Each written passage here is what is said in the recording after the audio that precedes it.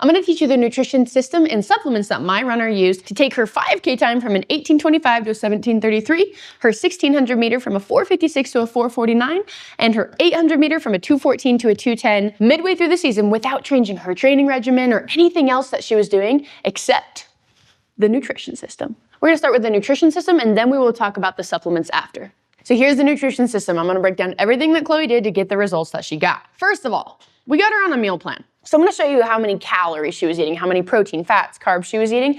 I wasn't necessarily having her track these in an app. We have a system where it gave her options for her breakfast, for her lunch, for her snacks, for her pre-practice snacks. Like it gave her those options so that she didn't have to track it in an app every single day. So she was eating between 2,500 calories and 2,700 calories every single day. Now, calories are broken down into 3 different food groups. There's carbs, there's fats, and then there's protein. So with these foods, all of these combine to give you total amount of calories. That's kind of just what you need to know. Carbs are going to give you energy. They are the gas in your energy tanks. These are a runner's best friends. Fats are going to help you have healthy hormones. It's going to give you kind of those long-lasting energies. Also, very important for runners. Then we have protein. This helps maintain your muscle mass and keep you healthy and allows you to recover faster. Now, my runners are special. They can't necessarily have a normal split between these like a football or a basketball player would have because you guys are putting in the mileage. You are running 40 to 50 miles every single week. You are burning through your gas tanks. You're burning through your energy. And that is why we need to prioritize carbohydrates even over protein. Doesn't mean you don't need protein. You definitely do. But usually we have you guys have less protein during your season than we would a basketball player for the reason of we need some extra carbs in here. So for Chloe, again, she was about 125 pounds. Her weight in kilograms is roughly 57 kilos. And so for carbs, we multiplied that by about 6. That was about 340 grams of carbs every single day. That's a lot for a 125-pound female runner. That is going to scare a lot of you female runners and maybe some of you male runners. This is going to make it so your times drop. The carbs are so freaking important. The breads, the pastas, the rice, the fruits, like all of those good, healthy carbs are so essential to each meal that you're eating, to your breakfast, to your lunch, to your dinner. You want to include a large portion, maybe even like half your plate of carbs every single meal. That is what Chloe was doing. We were carbing her up to make it so she had fuel in the tank when the 5K came or when the 1600 meter race started. We wanted to make sure that she never ran out of gas. So next you'd figure out your protein. We took her kilos, 57, and we multiplied it by 1.6, which gave us about 90 grams of protein. Between 90 and 95, right? So that told me she needed about 30 grams of protein every single meal she was eating. So for breakfast, she would have 30 protein. For lunch, she would need about 30 protein. For dinner, she would need about 30 protein, and that would get her to her protein goal for the day. And for fats, she was eating about 111 grams of fats. Honestly, that can give or take just depending on how many carbs she's eating. This is the minimum amount of carbs that we wanted her eating, but it could have gone up to like 400 grams for the day if she had a super hard workout, if she needed more energy in the tank, like we would increase those carbs and lower those fats. It's just kind of a give and take situation. So Chloe was successful and got the results that she did because she was religious to sticking to her meal plan. Now, that doesn't mean she was tracking every single little gram of carbs or protein because she had joined my program, and that's just not how we do it in our program. We just make sure it's as easy as possible for them. But if you are sitting at home and you're like, I'm not really ready to join Kelsey's program, I'm not really ready to do this stuff, but I do want like kind of the next right step to follow, you can follow the performance plate method, and that's gonna be a great place for you to start getting a good idea of how many carbs, fats, protein your body needs per meal. So the performance plate method is half of your plate for breakfast or lunch and for dinner you want it to be made up of carbohydrates. Remember, carbs are the rice, the pastas, the potatoes, the whole wheat breads, the fruits. That is going to give you energy in your gas tanks. Then you take about 1/4 of your plate and you want that to be protein. So this would be chicken breast, this could be ground turkey, this could be steak, it could be any source of meat, right? It could also be Greek yogurt or cottage cheese. I would recommend sticking to whole real foods instead of like protein bars and stuff like that. It's just gonna give you more nutrients for your body. And then fats are gonna be kind of like this small portion of the plate. This is going to be cooking your meat in olive oil or adding some avocado or some almonds or nuts to the side of your plate to give you some healthy fats for your body. And then the last but not least, we would add color. So typically this would be like a side of vegetable, right? Like would be carrots or broccoli or a salad right here. And then we'd add a second color, which would be more fruit over here, which would then give us extra carbohydrates as well. It will make you guys focus on getting a veggie here and a fruit here to really finish out the performance plate. So if you start here, it's gonna be a great starting point. Is it gonna give you the exact amount? Maybe not, but this really is a great place for any runner dipping their toes into nutrition to follow, and you will see some good results and some good energy changes from it. So that's what Chloe was eating daily and how we structured the meal plan. But now I'm gonna show you guys how we did it for practice and training days. So for practices, she usually practiced around 3 p.m., like 3, I think to like 4:30 p.m. most days. Sometimes she would have a morning practice, but I'll show you just afternoon practice. So she'd wake up in the morning, she'd eat around 7:30 a.m., and she'd have breakfast. That B stands for breakfast. Then around 10 a.m., we'd have her have a mid-morning snack, and this was usually like a carb-based snack. So this would be like an applesauce and pretzels or like an orange and small PB&J. It's just gonna be a carb-based snack that's going to keep her energy levels up. That's going to eventually fuel this run. And then around noon, she would have her lunch. And this is where like the performance plate would come in.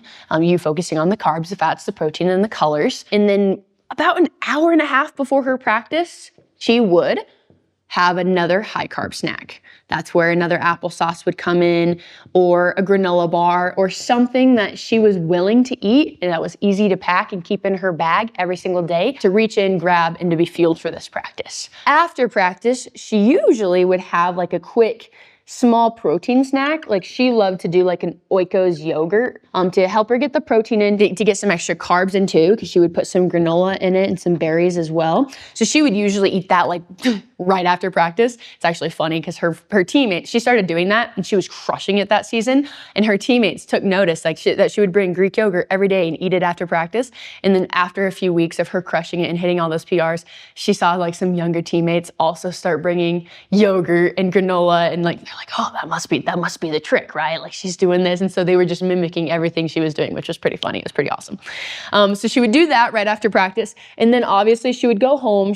Around 6:30, she would have her dinner, also following kind of the performance plate method. So sometimes it would be salmon with a bunch of rice on the side with a good salad and a fruit, right? And depending on how hard the practice was, sometimes around 8 p.m., we would just have her have like a smaller snack, right? This could be like a bowl of fruit. This was sometimes maybe a piece of toast, just depending on how her energy levels were that day. If she was feeling a little bit hungry before bed, she might have had like a toast and honey right there, a small bowl of oatmeal or something. Usually, again, this was carb-based because we're needing to really, really focus on the carbs for her because she was training her butt off in these situations, especially if she would have had like an AM practice before school. So ultimately, what I wanted her to be paying attention to on practice days was not skipping any of her eating windows, specifically the breakfast, the lunch, and then the high carb snack before practice, because this was gonna give her the energy that she needed for the tough practice they were having, which then led to her being able to show up on race days even better. Now we'll talk about what she did on race days. Honestly, not much different than what she did on practice days, except we really, really honed in on when she was eating the certain meals and foods, because that just made it so her digestive system was ready to push her body for a full 18 minutes for a 5K. So the first step was to know when the race was. A lot of times her races would be at like noon, 12 p.m., right? And then we would work backwards. I call this the 4-2-1 approach. So 4 hours before the race, we'd subtract it and we'd say, okay, around 8 a.m., Chloe, this is when you want to have a full meal. That happened to be her breakfast at the time. So she would have her full breakfast, her normal breakfast, kind of performance plate style. A lot of times this would be like sourdough toast with some eggs and fruit and an orange juice on the side. Then 2 hours before, so this is 4 hours before, And then 2 hours before, this would be at 10 a.m., she would have a high carb snack. So I'm going to do HCS for high carb snack. This is where it would be the applesauce and granola bar, something like that. And then one of the supplements, which we'll talk about here in a little bit. 1 hour before, she would have fluids, which we'll also talk about here in a little bit, plus other supplements that we'll also talk about here in a little bit. And then she would race. And then after her race, it would be around 1 p.m. by the time she was able to get to it. She would have her lunch, and then she would kind of follow the rest of her eating schedule as was on a training day. Like, this is the ideal situation. But I also understand that some races start at 9 or at 10. If that is the case, an easy way to do it is just cross out this 4. Or if you wanted to get fancy with it, this breakfast would be a high carb breakfast. It's going to be like a bowl of oatmeal instead of like eggs, oatmeal, and some sausage. You're going to cut out the protein and the fats, and you're really going to just focus on carbohydrates. And then you could smash this high carb snack, take half of that, and put it with your fluids. So this is for a race day, a one and done 5K, right?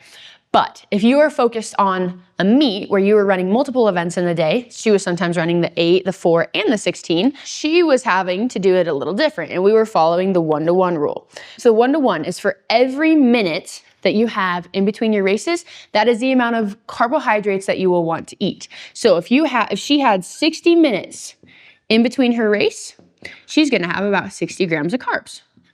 An easy way to think of this would be like a banana and a PB&J, right? If she only had 15 minutes, that would be more like 15 carbs, which is like an applesauce or a go-go squeeze. She had 30 minutes, it would be 30 carbs, which is about a banana. If it was like 2 hours or 3 hours, that's when I would just say to come through this process again and do the 4-2-1-0 again, or the 2-1-0 if you don't have a ton of time. But usually hers was like 60 to 90 minutes in between. So she was usually following this 1-to-1 rule more than anything. So those are race days and our meet days. I want to briefly talk about hydration before we do supplements. For her hydration, we were having her focus on 2 different things. A baseline ounce, which is like the minimum amount of ounces that she needs to drink, even on rest days, not including her practices. And then we have an exercise ounce per hour. So the difference here, baseline, take her body weight in pounds, chop it in half. She's about 125 pounds, is what between 60 and 65 ounces every single day for her base. This is what she was having outside of practice. So for her exercise per hour, there is a formula that I would plug in for people. It's kind of complicated. So to make it more applicable to you guys at home, it's probably easier to just say between 16 and 24 ounces. And then like if it's like a super chill practice, you can kind of decrease that. If it's like a hot, you're sweating a lot, super humid practice, you'll probably increase that. Just listen to your body, because I know it's hard too. You might go on a run and not take water with you, and you might need to catch up on the ounces when you get back from the run.